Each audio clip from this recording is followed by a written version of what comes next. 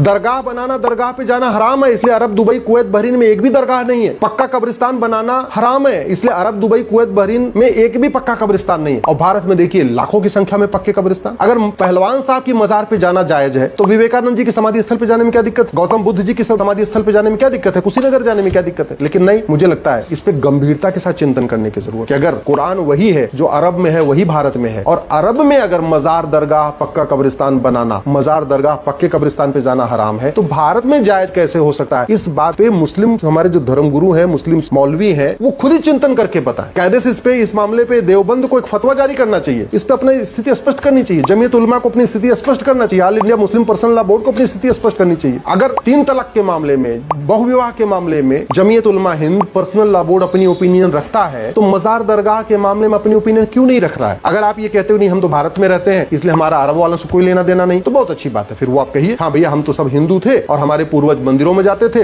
हमारे पूर्वज समाधि स्थल पे जाते थे, इसलिए हम भी मजार, दरगाह पे जाएंगे, कोई दिक्कत नहीं। लेकिन स्थिति तो स्पष्ट करिए। एक तरफ आप हर चीज को अरब से जोड़ते हैं और दूसरी तरफ अरब में मजार, दरगाह नहीं है फिर भी भारत में बनाते हैं, अरब में पक्का कब्रिस्तान नहीं है फिर भी भारत में बनाते हैं। इसमें मुझे लगता है जो हमारे शीर्ष हमारे मुस्लिम स्कॉलर्स हैं उनको अपनी स्थिति स्पष्ट करनी चाहिए कि अरब को मानेंगे या भारत को मानेंगे। लेकिन ऐसे नहीं हो सकता कि कुछ मामलों में तो अरब को मानेंगे और कुछ मामलों में भारत को मानेंगे। इस पे मुझे लगता है स्थिति स्पष्ट करने की जरूरत है।